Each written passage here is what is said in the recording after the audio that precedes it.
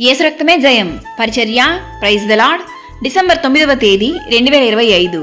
ఈరోజు దేవుని వాక్యము, మీరు నా నామం నిమిత్తము అందరి చేత ద్వేషింపబడుదురు, అంతము వరకును సహించిన వాడు రక్షింపబడును. మత్తయి సువార్త 10వ అధ్యాయం 22వ వాక్యము. అవును క్రీస్తునందు ప్రియులారా, క్రీస్తు నామమును బట్టి అనేకుల ఎదుట మీరు ద్వేషింపబడినను హింసింపబడినను వేదన చెందకండి. ఆ దేవాది దేవుడు నిన్ను చూస్తున్నాడు. అంతము వరకు సహించిన వాడే రక్షింపబడును. దేవుని వాక్యం ఇలా సెలవిస్తుంది, తన సిలువను ఎత్తుకొని నన్ను వెంబడింపని వాడు నాకు పాత్రుడు కాడు. తన ప్రాణమును దక్కించుకొనువాడు దాన్ని పోగొట్టుకొనును గాని నా నిమిత్తము తన ప్రాణమును పోగొట్టుకొనువాడు దాన్ని దక్కించుకొనును అని దేవుని వాక్యం సెలవిస్తుంది.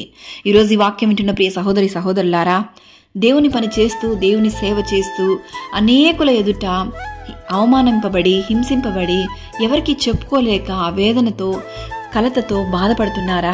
బాధపడకండి. దేవుడి వాక్యం ద్వారా మీతోనే మాట్లాడుతున్నారు. అన్యుల మధ్యలో జీవిస్తూ వారు మిమ్మల్ని ఎంతగానో క్రీస్తు నామమును బట్టి హింస పెడుతున్నప్పటికీ, బాధ కలిగించే మాటలు మాట్లాడుచున్నప్పటికీ మీరు ఓపికతో వేచి ఉన్నారా? సహిస్తున్నారా?